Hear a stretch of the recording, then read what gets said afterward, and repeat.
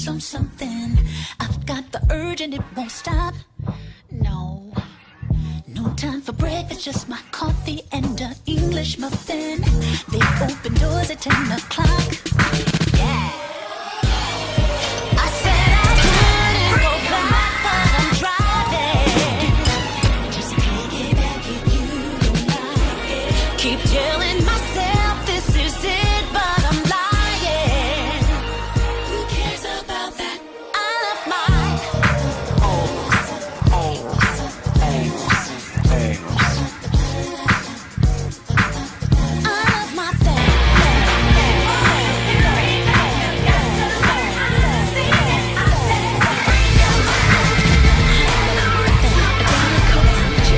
some dip, a coffee maker, some rubber boots in case it rains. Yeah, I got.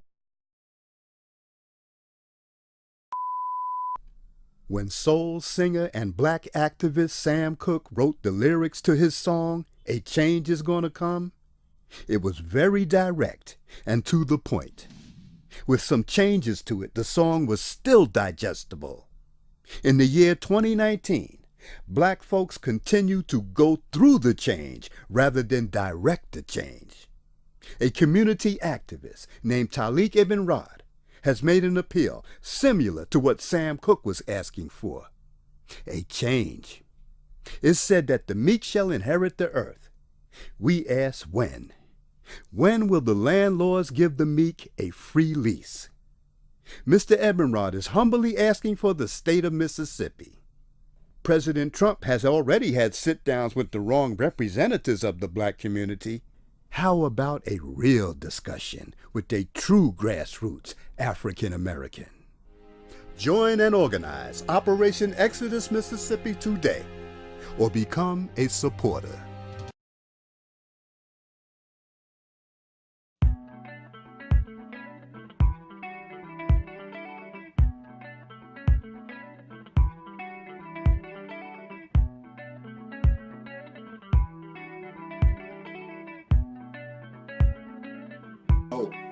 And as far as that goes, I mean, you know.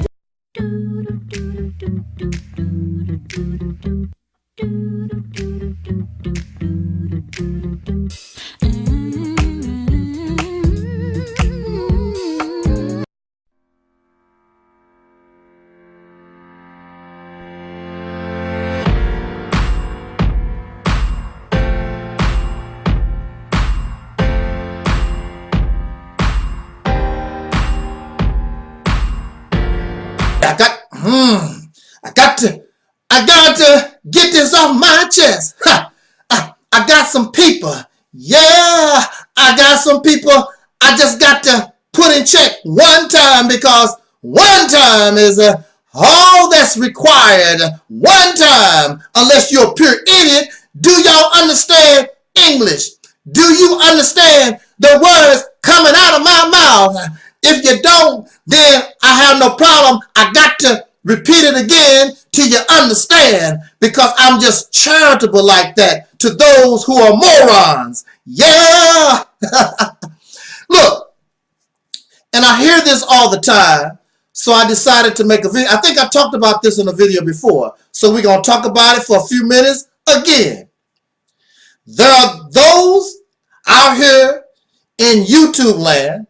There are those out in social media.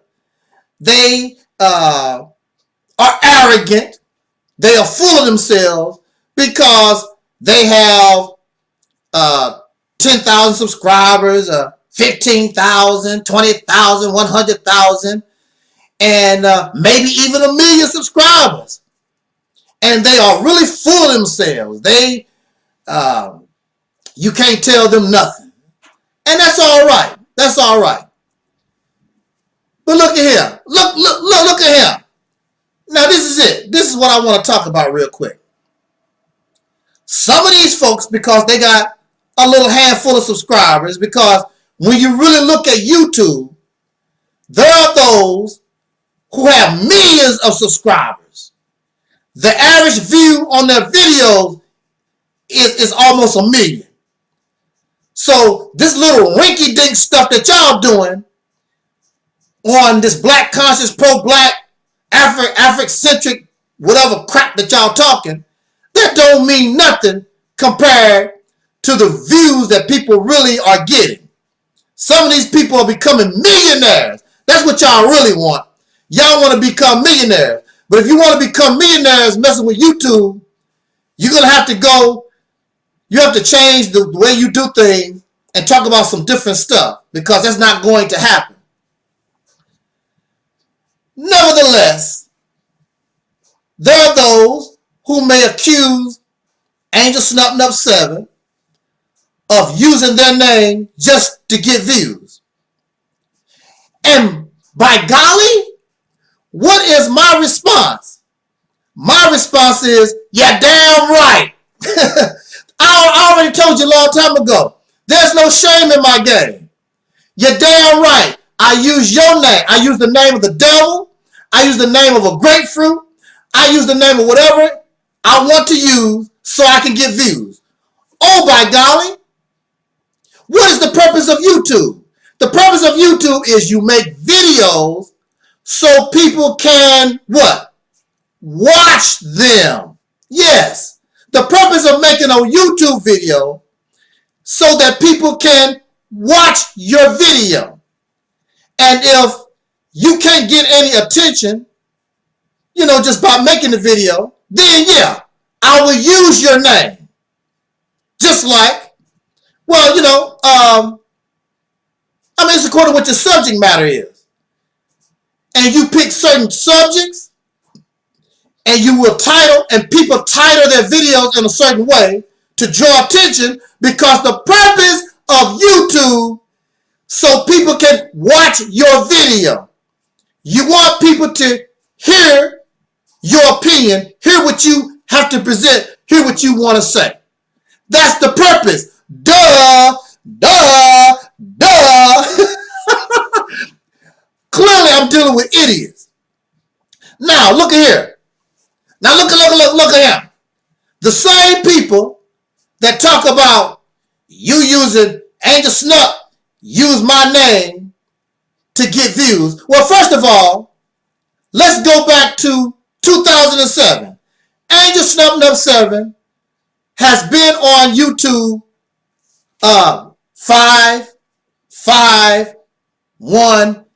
11 years. What was your name in my video in 2007? What was your name in my video in 2008, 2009, 2010? So, you know, you don't make me. You don't break me. If you are hot and popping, I'm going to talk about your happy ass. And see, this is the hypocritical, corny thing about the whole situation. These same people that talk about you using so-and-so name to get views, you using my name to get views, you go look at their videos. They have somebody's name in their video. Donald Trump, Michael Jackson, R. Kelly, or some other YouTuber that has a name. They are using these people what? To get views. And my channel is not even monetized. You are out here trying to make money. So you're doing whatever you can to draw attention to your channel, because the purpose of YouTube is to what? What is it? Watch the videos so that you can get views. And in your case, you want to make money. My channel has never been monetized. I just want you to listen to a message. And if I'm talking to your happy ass, I put your name in the video because I'm talking to your broke ass, to your conniving ass, to your silly butt, to your pathetic self. I'm making a comment. I want to respond to some garbage you have put down. Now, this is the odd thing. Now, check it out.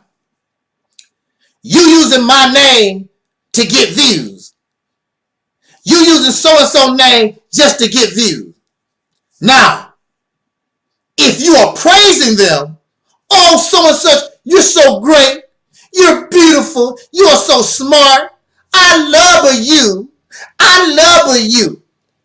You don't complain about those kind of videos.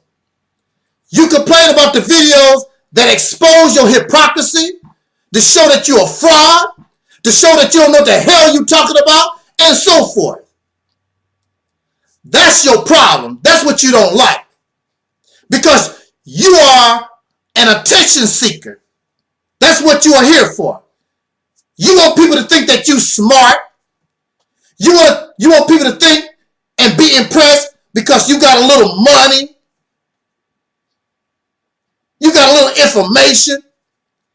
And you want to impress folks. I'm not here to impress nobody.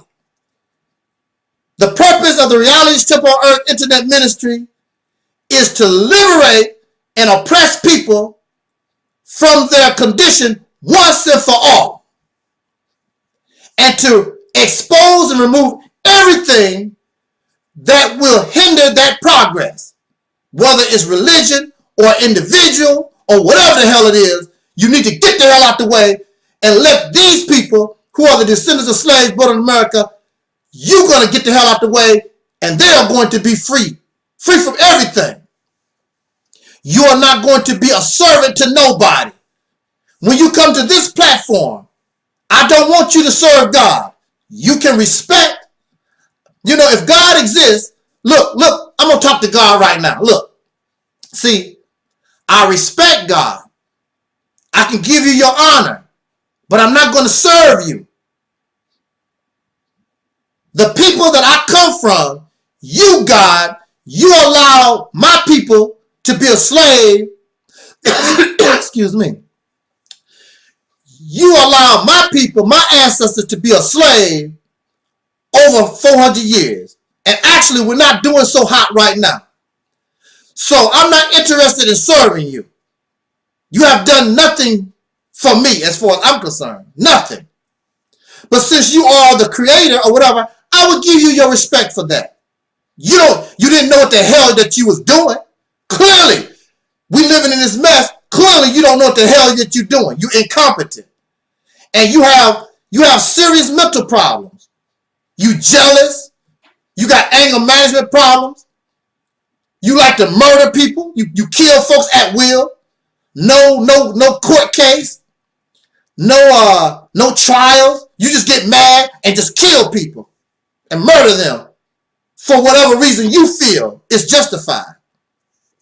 I have no interest in serving somebody like that. You need a psychiatrist. You have a personal, something is wrong with you, sir, or ma'am, or whatever that spirit, whatever the hell you're supposed to be. When you come to Angel Snub number 7, I have low views. I have low views because YouTube manipulates my views. I have had 100 channels terminated. Nobody on YouTube can say they had 100 channels terminated. Back to back, one after the other. Bow, bow, bow. They don't want me to talk. They let you talk. They might knock down a couple of your channels, but they let you talk. They don't want me to talk. There's a reason for that. Because when you come here, you get quality. When you come here, you get substance. When you come here, I don't want you to be a robot. I want you to think for yourself. I want you to know. I don't want you to believe in nothing. I want you to know. I want you to have faith in yourself. You can still believe in God, but have faith in yourself. Take advantage of your own talent that your God gave you. There are many out here supposed to have solutions. There are many out here who talk about they know what to do.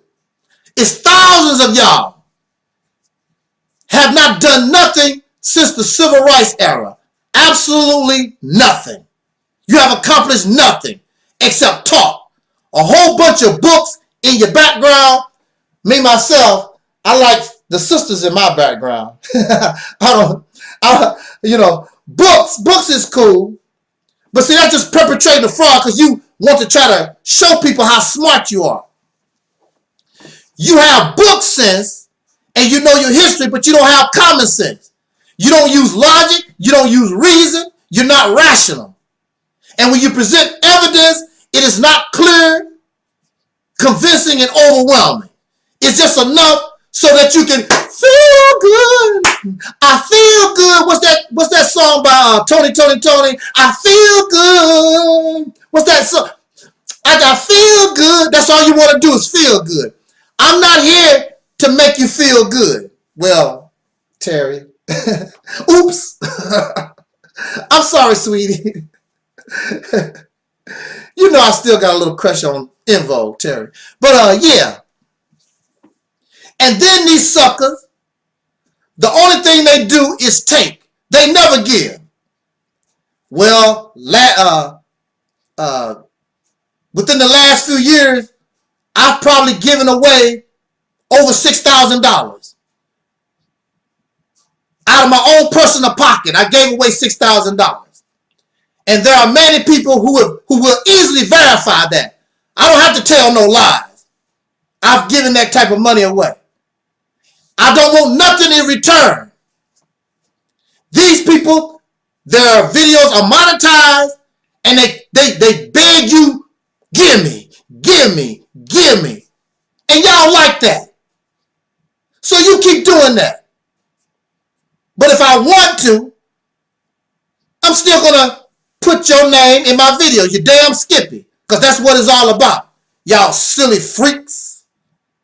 That's what it's all about, getting views. And if the people, when you come into your right mind, you're going to find out that the real view, the real substance, the real place to be is right here with your brother. Because I'm not the smartest person on the planet. You are smart also, and we're going to get all that talent out of us and stop being robots and following these simpletons, these greedy, selfish, grandiose simpletons. They ain't about nothing.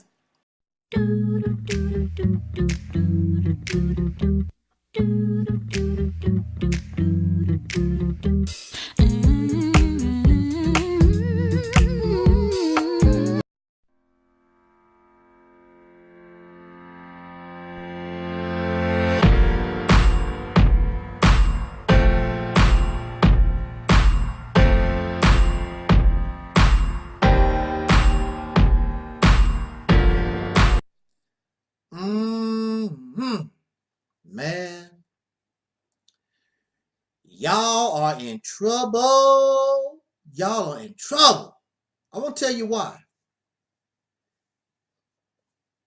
When I was younger, when I was a little boy, I was raised in the early 1960s in a rural area of the state of Mississippi. And this is the 1960s. I remember as a boy, and this is the 1960s, I was raised in a house. We did not have electricity. We did not have a bathroom in the house. There was no running water. There was no plumbing in the house. And we burned coal and wood for heat. And you cooked on a wood stove. And you used the bathroom, the outhouse. You went outside to a house outside, the outhouse. And it was barely hanging. It was falling down, basically. And you got your water. I remember we used to get our water in a community well. There was a well water. And you know, you put your bucket down there, or I think later on they put a pump, and you pump you have to put the water in the pump and prime it and get your water, and take that water in all the families in the neighborhood use this one well to get your water from. And I know for many of us, this may sound sort of nasty And I guess, I mean, it was, but when we took baths, we took a bath in a big tub looking thing. It didn't look like a bathtub, just a big iron tub looking thing. You go outside and get your water, bring it back, and you would have to heat that water on this wood stove. And everybody took a bath in this tub. You didn't throw that water out and go get some new water. That's all. Ain't nobody going through that kind of drama. So the adults, of course, the adults had the fresh water. Then the children, we would take baths after the adults. Myself, I love to be last because I wanted to play in the water and whatever. So I grew up with no electricity. There was no air conditioning. The air conditioning that I had as a little boy was this. Was this, or you get a piece of cardboard and you fan yourself, because we didn't have electricity, so there was no box fan. We didn't even have a box fan. Later on, of course, we got a box fan. Later on, of course, I don't even remember us having a radio. Well, you can't have a radio because we didn't have electricity. So this is the 1960s. The 1960s, we know we had electricity. We know there was air conditioning. All the comforts of life was available in the 1960s. We know that. So, I'm saying all this to say that I've always tried to hold on to that way of living. I try not to become spoiled on heat and electricity and gas and all these different things, because we take such things for granted and they make us comfortable, and they are here today and could be gone tomorrow.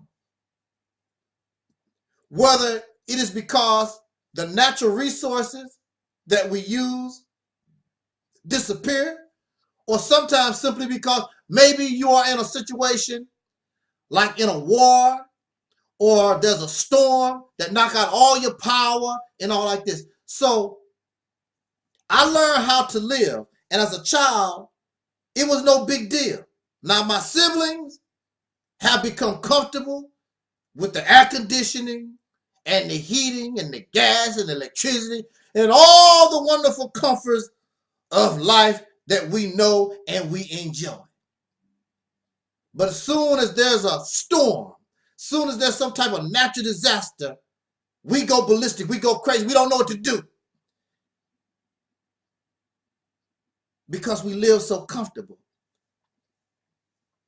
I don't understand those who are supposed to be so pro-black, those who expect the fall of America, those who talk about all these different disasters and all this, the plagues that fall on America, but you live comfortable day in and day out. You love your YouTube.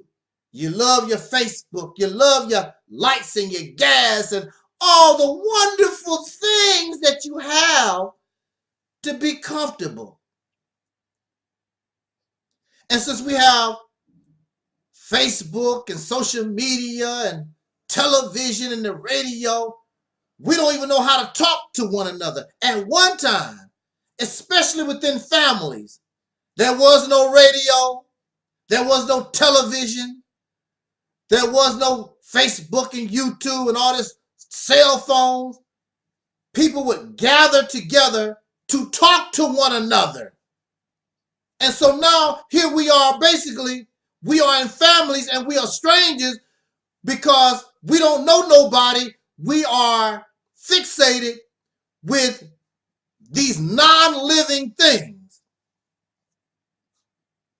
The television, the ideas, and the opinions coming from a radio, a television, social media. But we don't know our mother. We don't know our father. We don't know our children. We don't talk to one another in family. So if we don't talk to one another in family, how do you expect for us to become or communicate as a people? So it's no shock to me why we cannot unify, because you don't know me and I don't know you. You only know what you see on social media. You only know about what you get because of a text message. But you don't really know the person. You don't really know the people, because we've lost that type of communication skill. We've lost that type of socialization, and we become spoiled with technology. Man, woo, we got a rude awakening coming. When there is a storm, when there's some type of natural disaster, we get a taste of what's to come. And then we cry and we suffer, and pretty soon we forget, because you get your YouTube back, you get your Facebook back, you get your car, and you get to drive your car, your trucks, and you get to be in air conditioning, you're comfortable. And you sit around and you talk about what you gonna eat and what you don't eat. Y'all spoiled as a mug. I listen to you talk. I'm a vegetarian. And you put all these pictures on Facebook. I'm a vegetarian. I only eat this and that and that and that. And I only have fruit smoothies. And you talk, you're spoiled. You're spoiled to death. But you got a rude awakening coming. And you don't learn nothing from nature, because in nature, animals and life in nature understands that there is good times, plenty of food, plenty of water, plenty of everything. But nature also understands that there is a time when there is drought. There's a time when food becomes scarce. You so used 3 meals a day, y'all just comfortable with 3 meals a day and fruit smoothies and all kinds. Y'all just comfortable. The perfect air conditioning and heating and all that. Y'all just so spoiled. Oh, but you are the same ones that talk about the fall of America. You talk about the plagues of God. And you live in the high life. And you think in your mind, you think the way things are today, they will be tomorrow. But let me tell you something. Things can change in the blink of an eye. There was a case just a few years ago, I believe in the country of Greece. And things was wonderful. Then the next day, the people went to see about their money in the bank, and their bank accounts was closed. All the people's money was frozen. And then when they began to open up the banks again, they dictated to you what you could have. They gave you allowance on your own money. We're looking at a country like Venezuela. Do your research. See how wonderful and prosperous that nation was, that country of Venezuela. All of a sudden it just went boom. And now they are willing to risk their lives to come here. What you see all around the earth, what you see in nature, is going to happen to you. And you're just going to live comfortable to the end. It's going to be a sad case in America. Even in American history, it talks about the droughts, it talks about the Great Depression, it talks about those things. And we ain't learned nothing. The gas crisis of the 1970s, that's when America started making small cars. But as soon as you got your gas back, you went right back to these large trucks and cars. Americans don't never learn nothing. And that's why, that's why you gonna get it. That's why when the hammer come down, you gonna feel every little hit. not just man-made, because of your Congress, because of your presidency, because of your politics in this nation, you're going to get hammered. But then when nature strikes, when nature starts to do its thing, and you're going to look, where my air conditioning, where my fruit smoothie, where my vegetarian, talk about what you will eat and what you won't eat. When you get thirsty, you ain't going to be looking for no cappuccino. You're going to be looking for plain glass of water. You ain't going to care when you get hungry. You ain't going to care about no vegetarian. You're going to eat the hell out of a pork chop if you can get your hands on it. A squirrel or a duck, whatever you can get your hands on. Well, that's nice, brother. When it happens, I'll deal with it. Of course. But see, for me, I'm already prepared. I'm not going to panic. I'm not going to be running around like you like a savage. Because you ain't ready. You don't prepare yourself for nothing. Well, my mother always told me, a hard head makes a soft ass. It's not like we don't know. Now, when the hammer comes down, we really don't know. It might not even be in our lifetime. But one thing for sure, a hammer got to come down. It come down on elephants and giraffes and wildebeest and other creatures all over this earth. It's going to come down on you. We take things for granted. When you go to the sink, you expect water to come out. When you go to your stove, you expect the gas and the electricity to work. One of these days, the joke is going to be on you.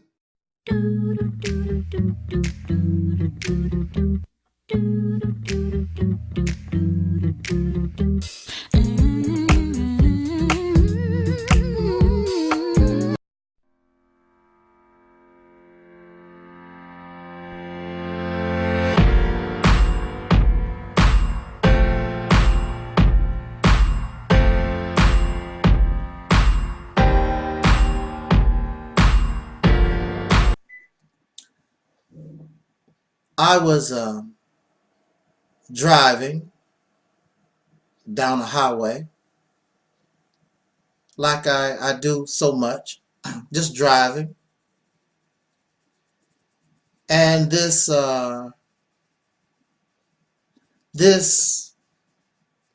truck who had a trailer full of chickens on the truck passed me by. And this truck, he put on his flashers and he moved into the lane in front of me. And I could see the chickens in the truck, you know, laying and doing what chickens do in that truck. I was so close and could see those chickens so clear. I could almost see them as individuals and look into their eyes. And I just watched the chickens. And as I watched the chickens,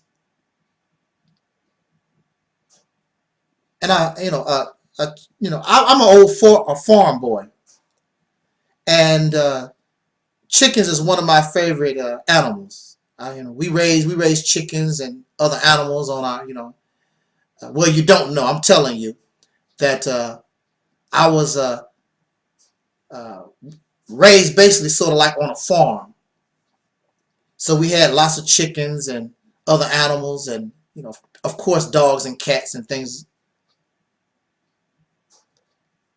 And sometimes contrary to popular belief, animals have feelings. Animals can feel sad, they can feel sorrow and anger and all these different things. I really need to become a vegetarian because these animals, they exhibit traits so much like human beings, We don't understand their language. We don't understand their talk. But like I say, they have feelings. And of course, when we are enjoying a hamburger, we don't want to think about the feelings of a cow. When we are enjoying a Kentucky Fried Chicken, we don't want to think about the feelings of a chicken. Or we are enjoying a salmon sandwich, some fish. We don't want to think about that fish. That would take, that would mess the whole meal up if we actually thought about what happened and the life that was taken in order for us to eat. But see, again, at the same time, that's nature. Lions eat antelopes. Alligators eat fish and antelopes and other things. And frogs eat flies. And that's just our reality. That's just life on this planet. We have to survive. That's just how we're made up. We have to consume something. We have to eat. But I'm looking at these chickens on this truck.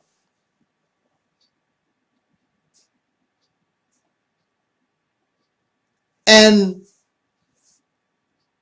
a tear began to shed out of my eye because they don't know and have no idea that this is their last ride.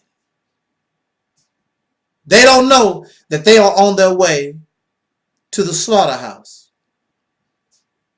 Now, in some cases, when dogs are getting euthanized or cows or chickens are going to the slaughterhouse, sometimes a miracle happens. There are dogs that actually survive the gas chamber.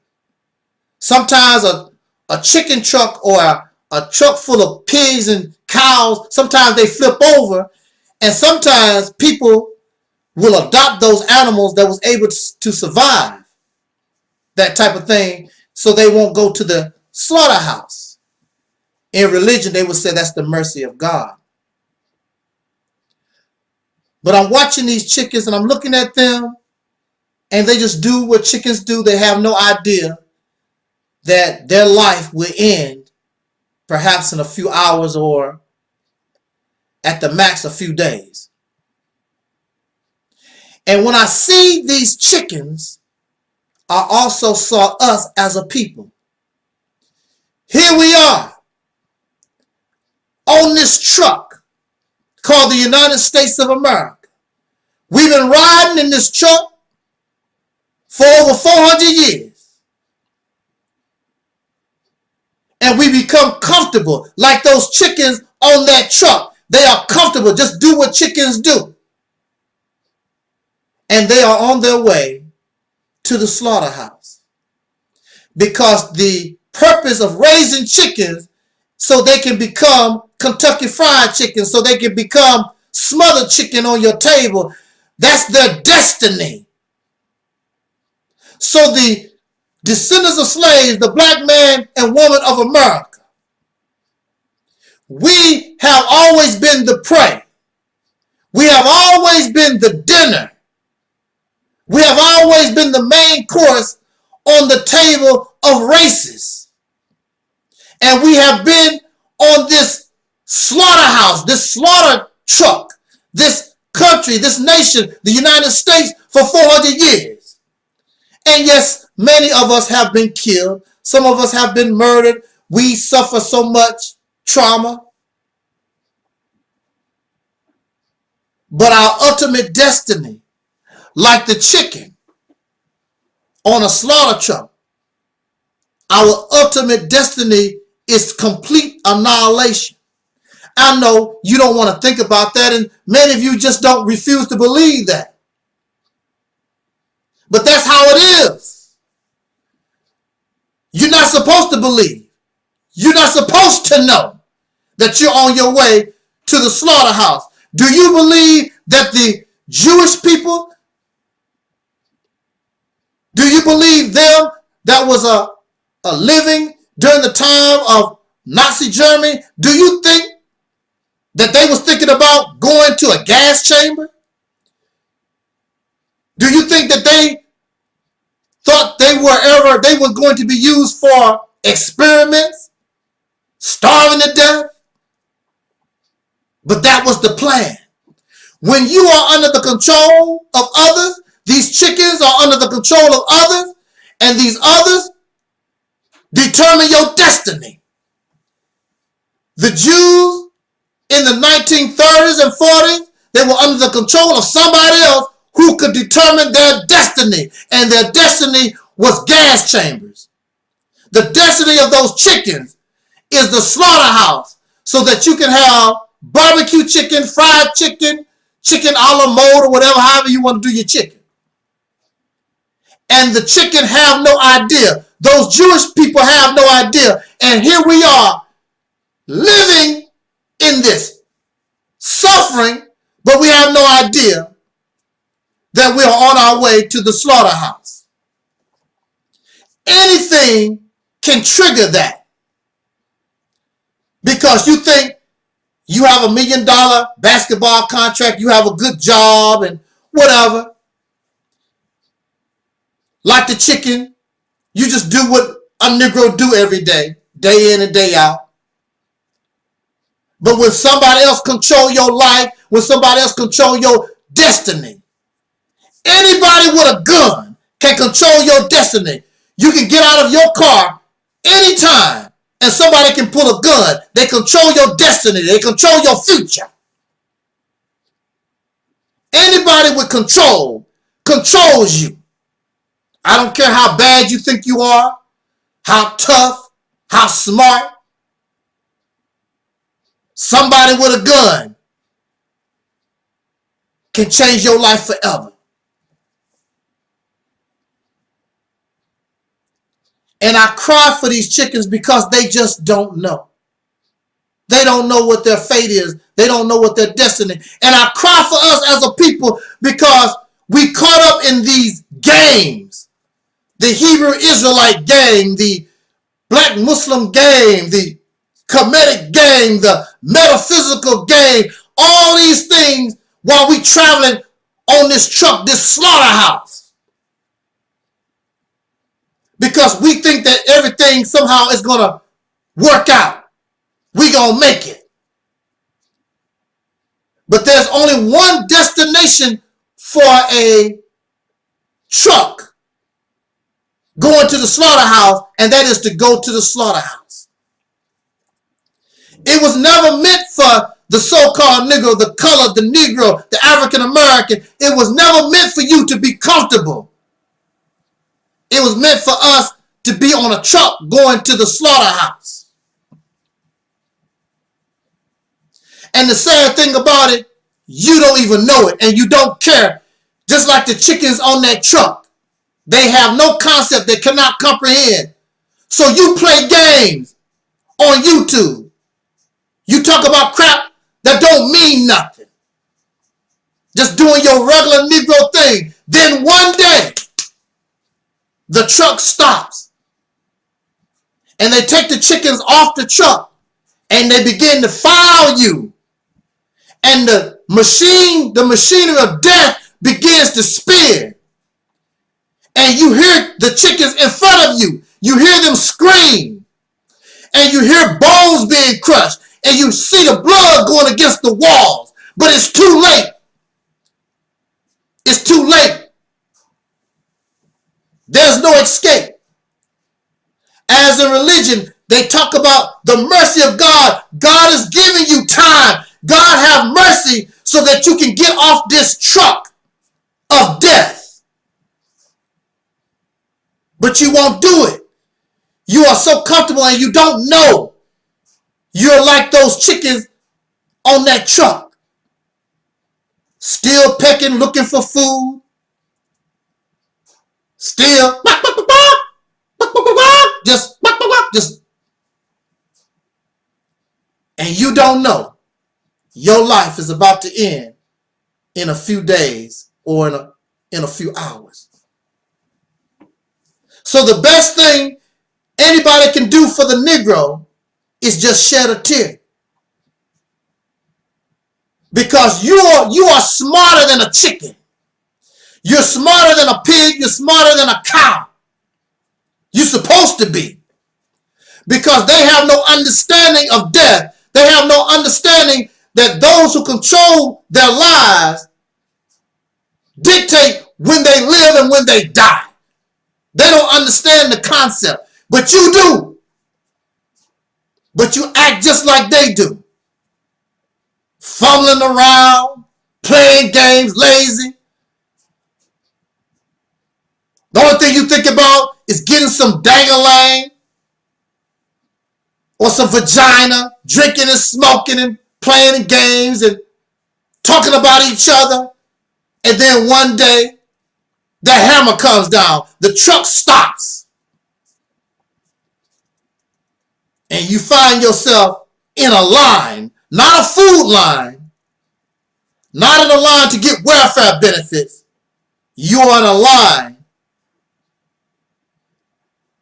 where you're being put to death once and for all. The Negro problem, the African American problem, the racial problem finally solved. And you will watch your son and your daughter and your wives and your children before you go down.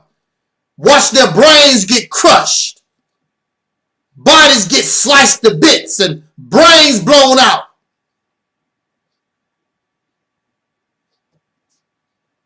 You say that you believe in God. God is merciful, and you should know better than a cow or a chicken or a pig.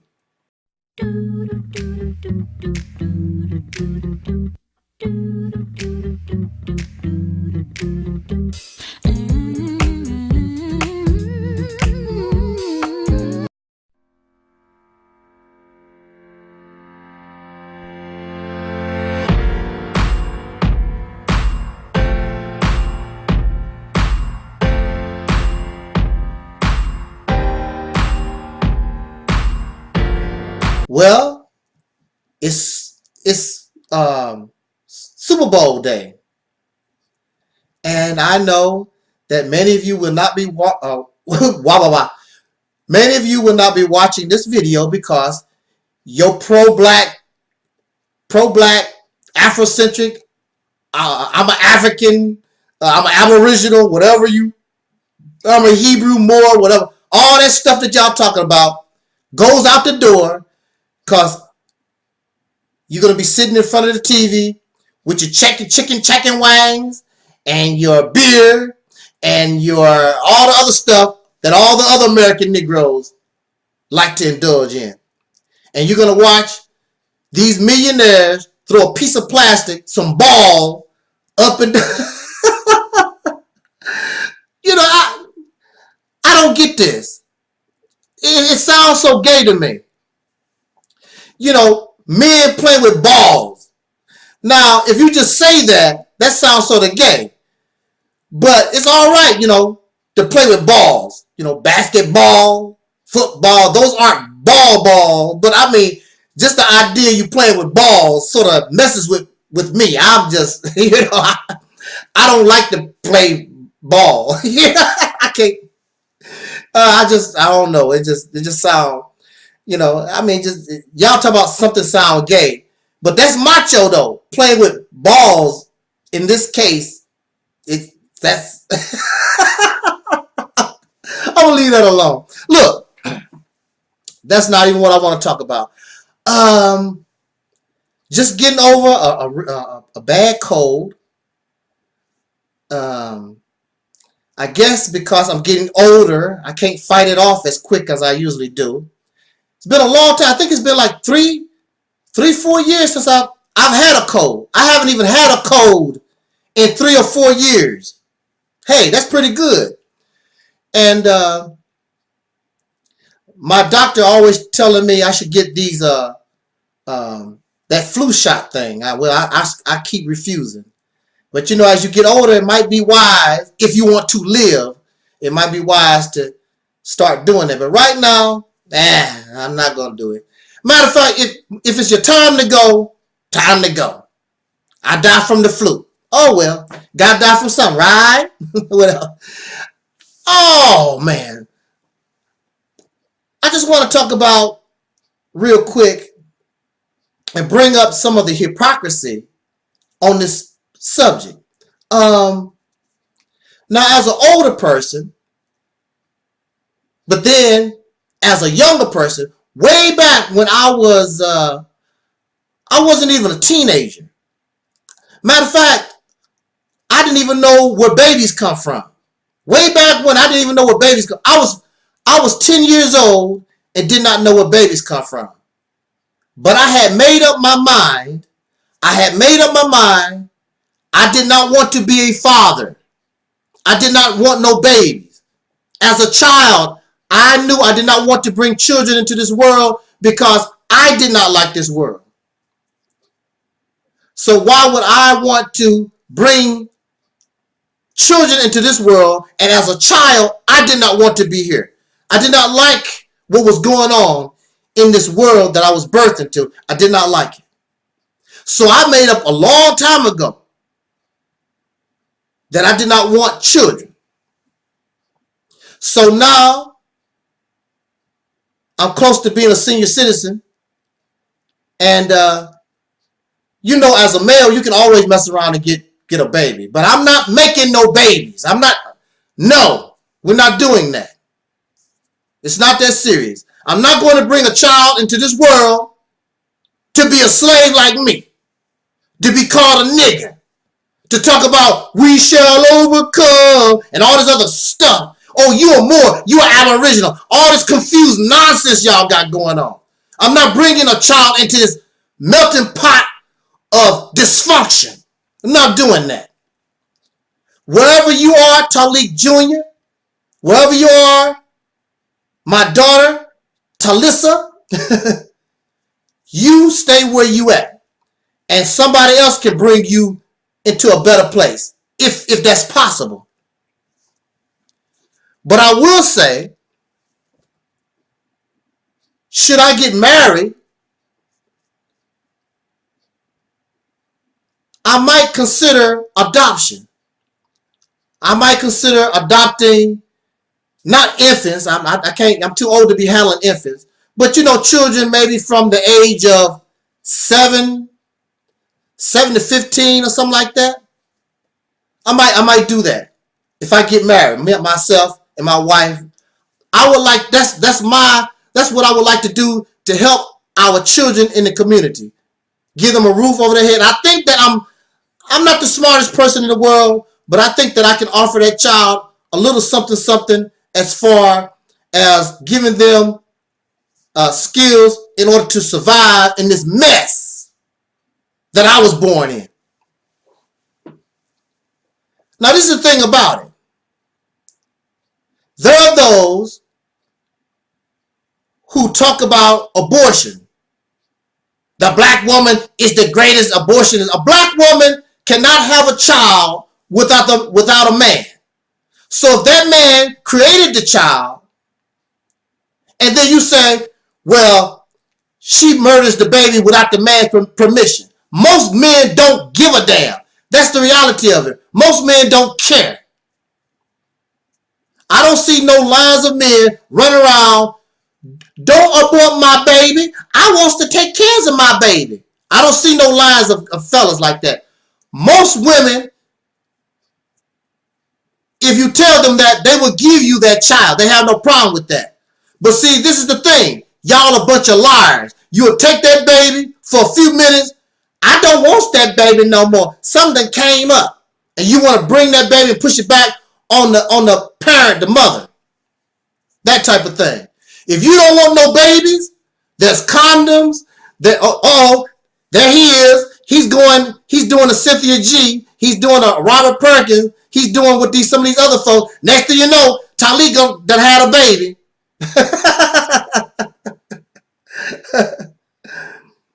Well, I guess I joined the line of people that screwed up. In 2019, you have condoms. You can get a vasectomy. You can do whatever. You know, there's spermicides. It's all kinds of things that you can do to prevent having a baby. You don't want no child. You don't have to have one. Sisters can get their tubes tied. There's other things. There's many things that you can do. The number one thing that you could do in the easiest and cheapest way, don't do nothing at all. It ain't that serious.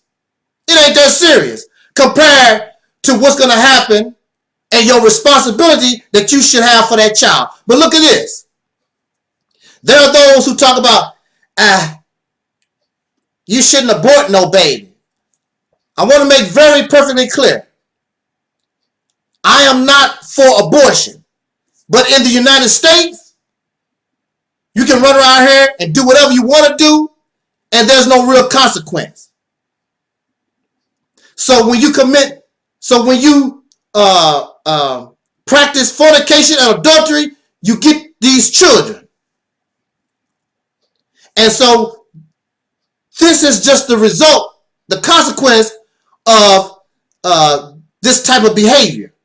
And it's not illegal. You can get all the booty you want, all the dang-a-lang that you want in the United States of America. And so one of the solutions is abortion. So you have many of these suckers that talk about, don't abort that baby. Don't abort that baby.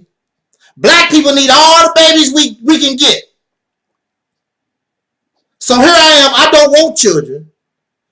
But as I get older, I think I might want to try to help if I get married, because I have a wife to help me with the children, to help our babies that you made. I didn't make these babies. Y'all made them. But then these people that talk about don't abort the babies, they don't talk about adoption. How many adoption videos is there out here? I'm waiting. I'm going to do a Google YouTube search, because I really don't hear these people, especially the popular YouTubers. They are against abortion, but they don't talk about adoption, and certainly they are not adopting our babies. Then you want to get angry when gay people or white folks or whoever adopt black children, and you expect these black children, who you don't want, when they grow up and they are loyal to their parents, you want to get on that case, the white man's the devil. My daddy, these are my parents. They ain't no damn devils. Where was you at when I was in adoption, in foster care? There are many soul brothers and sisters. You make lots of money. You got big houses, lots of cars, lots of room, but you don't adopt none of our children. You can easily afford it. Many of you already have children. Why don't you foster care and adopt another two and help get our children out of foster care and these orphanages or however they call them? But you don't do nothing. Y'all just run your mouth and want to judge folks, but you don't want to be judged as the hypocrites that you are. You live in a society where people